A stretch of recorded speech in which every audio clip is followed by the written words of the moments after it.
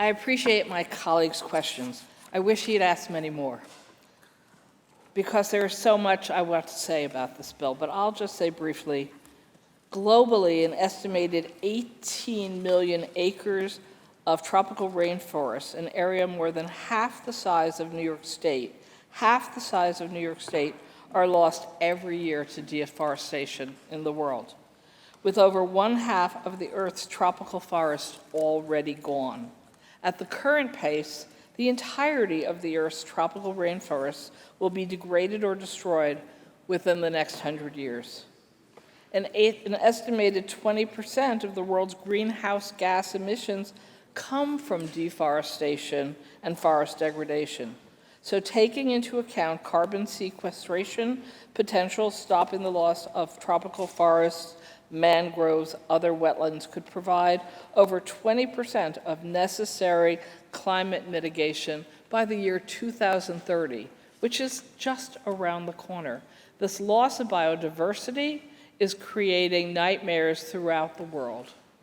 In addition to tropical deforestation in many countries, it is closely associated with violations of the land rights of indigenous peoples and local communities, and with the exploitation of workers, including forced labor and child labor.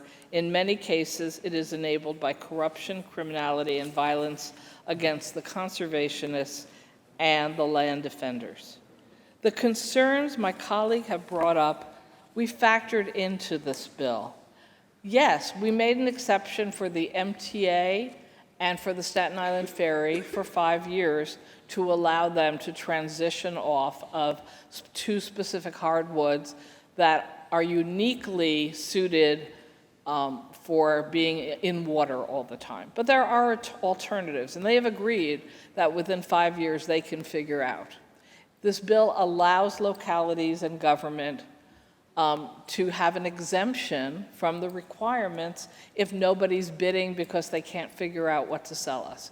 So we do give the state the ability to say, okay, I get it, you need an exemption also. You need an alternative. We'll help you with that. This bill is absolutely not designed to penalize people who are trying to sell to New York State, but rather to assist and put in place the details so that they can, as my colleague pointed out, have the information they need provided by government in most cases so that they don't have to worry about doing all that homework themselves. Every time we talk about environmental bills on this chamber floor, we get to some degree an argument, it's too much, we can't do all this. Well, here's the problem. We have to do this because the US companies actually are responsible for like 50% of the deforestation in the planet. We'll pay the price for that, even though it's so far away, because tropical hardwoods are not being grown near here. The deforestation is not taking place here. The deforestation is destroying other countries around the world who, by the way, when their land is destroyed, when their environment is destroyed, when they have no alternative places to go, where are they going? They're coming here.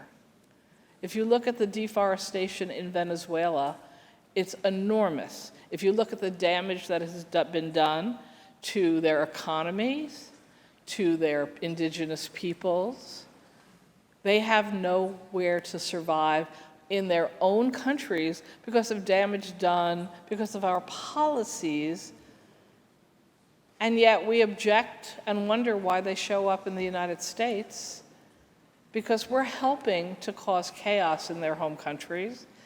And so this isn't affecting private consumers. We're not going there.